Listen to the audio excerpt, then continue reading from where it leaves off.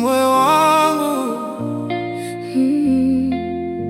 moyo wangu, moyo wangu ndiwe chete.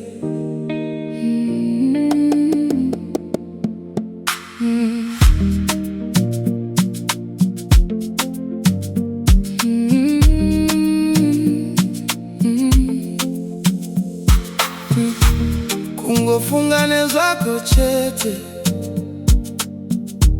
moyo wangu noridza ruyo. Semepo inodziya yemangwanani, inonza mufaro mumoyo mangu. Paunuya pamberi pangu, runako rwako runondifadza.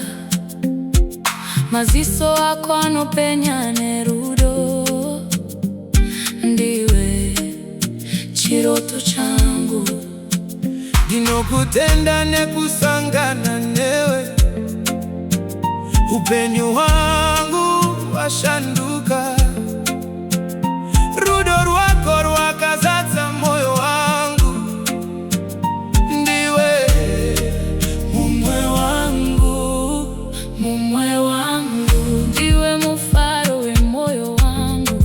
kunyemwerera Kwako kunopenya kufura, chiedza chemangwanani. Mumwe wangu, rudo rwangu nderwako chete. ndinokupa zvese zvandiri nokusingaperi.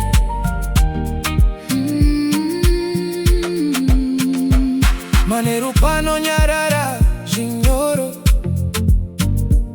mwedzi uchivenekera nzira.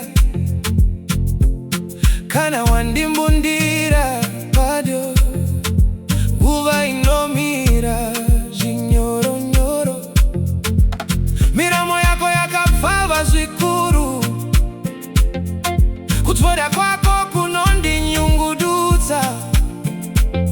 Pandinokutarisa mumaziso, ndinonyura murudo rwako. Kubata ruoko rwako, chinyo